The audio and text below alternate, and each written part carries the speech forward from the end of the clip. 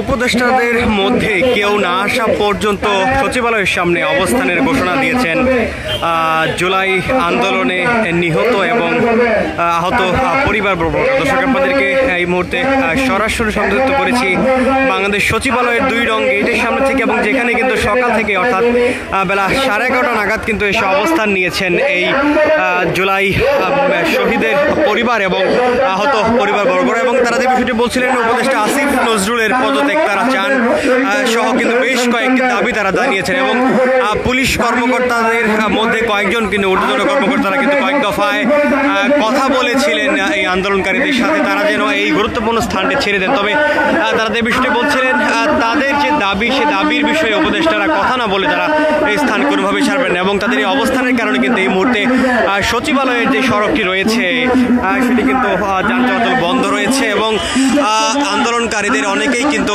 তারা কথা বলছিলেন এবং তারা যে দাবিটি করছিলেন, পুলিশ কর্মকর্তারা যারা জড়িত রয়েছেন তাদের জামিনের প্রতিবাদেই কিন্তু আজকের এই সমাবেশ তারা জাতীয় প্রেস ক্লাবের সামনে অবস্থান নিয়েছিলেন। এবং 11টার পর কিন্তু তারা একটি বিক্ষোভ মিছিল নিয়ে পল্টন মোড় হয়ে এই 0 পয়েন্ট হয়ে কিন্তু সচিবালয়ের সামনে এসে অবস্থান নিয়েছেন। এবং তাদের এই অবস্থানের আগে পুলিশের সাথে কিন্তু তাদের হাতাহাতির ঘটনা ঘটেছে। এবং এই মুহূর্তে কিন্তু পুলিশের যে ঊর্ধ্বতন কর্মকর্তা রমনা জোনের ডিসি মাসুদ আলম কিন্তু উপস্থিত রয়েছেন এই সচিবালয়ের সামনে। তিনি কিন্তু বারবার চেষ্টা করছিলেন এই আন্দোলনকারীদের সাথে কথা বলার, যেহেতু বাংলাদেশ সচিবালয় একটি গুরুত্বপূর্ণ স্থান এবং এখানে কিন্তু ডিএমপির পক্ষ থেকে বেশ কয়েকবার ইতিপূর্বে কিন্তু জানানো হয়েছে সকল ধরনের সভা সমাবেশ নিষিদ্ধ, এবং এই নিষিদ্ধ স্থানে অবস্থান সভা সমাবেশ করাও কিন্তু নিষিদ্ধ, এবং সেই বিষয়টি কিন্তু বারবার বোঝানোর চেষ্টা করছিলেন। এবং কিছুক্ষণ আগে কিন্তু রমনা জোনের ডিসি মাসুদ আলম গণমাধ্যম কর্মীদের জানিয়েছিলেন আন্দোলনকারীদের যে দাবি, সে দাবির যথাযথ কর্তৃপক্ষের কাছে তারা জানিয়েছেন।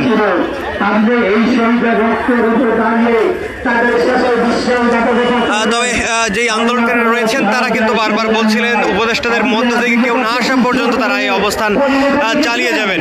আল্লাহ তাআলা তাকে অপরাধ করতে করতে এমন এক পর্যায়ে নিয়ে গিয়েছিল, তখন আল্লাহ তাআলা এই সাধারণ বৈষম্য ছাত্র আন্দোলনের সাথে আল্লাহর রহমতে নাযিল হয়ে এই সচিবালয়ের যে আন্দোলন তারা বিগত দিনে 9 সালে বিজার বিদ্রোহের মাধ্যমে এই দেশের দেশপ্রেমিক সেনাবাহিনীকে যেভাবে হত্যার মাধ্যমে তাদের দীর্ঘদিনের ক্ষমতা থাকার যে স্বপ্ন পদক্ষেপ নিয়েছিল, তারই ধারাবাহিকতায় 2013 সালের শাপলার হত্যাকাণ্ডের মাধ্যমে তারা সকল মতকে ভিন্ন মতকে দমন করার যে নিষ্ঠুর খেলায় মেতেছিল।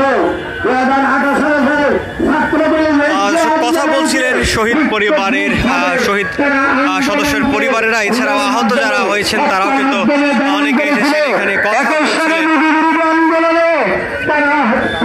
এই মুহূর্তে রমনা জোনের ডিসি মাসুদ আলম কিন্তু চেষ্টা করছিলেন এই আন্দোলনকারীদের সাথে কথা বলার, এবং যে বিষয়টা তিনি বলছিলেন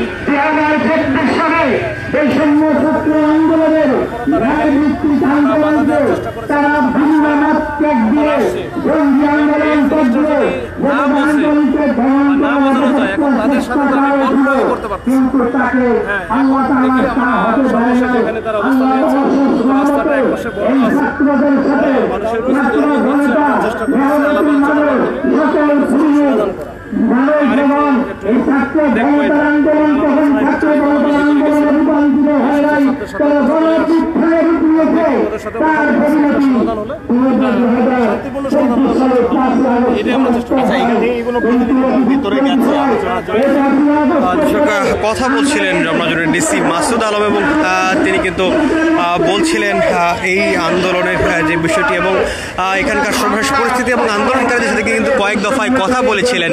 দর্শক, আমরা এই মুহূর্তে লক্ষ্য করছি পুলিশেরও কিন্তু বাংলাদেশ সচিবালয়ের যে 2 নং গেট সংলগ্ন স্থানে কিন্তু সতর্ক অবস্থান লক্ষ্য করা যাচ্ছে। এছাড়াও যে বিষয়টি বলছিলেন এই আন্দোলনকারীরা তাদের যে দাবি, অর্থাৎ বিগত 1 বছরেও যে জুলাই আগস্ট গণ অভ্যুত্থানের সময় যারা জড়িত ছিলেন, পুলিশ কর্মকর্তা সহ যারা জড়িত ছিলেন তাদেরকে আইনের আওতায় আনলেও কিন্তু তাদেরকে শাস্তির বিষয়টি এখন পর্যন্ত নিশ্চিত করা যায়নি। যে বিষয়টি বলছিলেন আন্দোলনকারীরা, ভিডিও প্রমাণ থাকার পরেও কিভাবে তাদেরকে জামিন দেওয়া হচ্ছে সেই বিষয়টি বারবার অভিযোগ করছিলেন এই আন্দোলনকারীরা। এবং সম্প্রতি সময়ে কিন্তু পর্যন্ত যে বিষয়টি বলছিলেন আন্দোলনকারীদের অনেকেই হাসান তাইমের যেই হত্যাকারী হিসাবে এবং জড়িত হিসাবে গ্রেফতার ছিলেন পুলিশ কর্মকর্তা, তার জামিনের প্রতিবাদেই কিন্তু আজকের এই ডাক দিয়েছিলেন, আন্দোলনের ডাক দিয়েছিলেন। এবং তারা বলছিলেন ভিডিও প্রমাণ থাকার পরেও কিভাবে জামিন দেওয়া হয়, সেই জামিনদাতা বিচারপতি সহ আইন উপদেষ্টা আসিফ নজরুলের পদত্যাগ তারা চান। একই সাথে বেশ কয়েকজন কিন্তু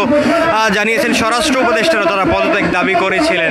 এই মুহূর্তে তারা অবস্থান করছেন বাংলাদেশ সচিবালয়ের 2 নং গেটের সামনে এবং তারা বলছিলেন উপদেষ্টাদের মধ্য থেকে কেউ না আসা পর্যন্ত তারা এই অবস্থান চালিয়ে যাবেন এবং তাদের এই অবস্থানের কারণে কিন্তু এই সচিবালয় সড়কে যান চলাচল বন্ধ রয়েছে।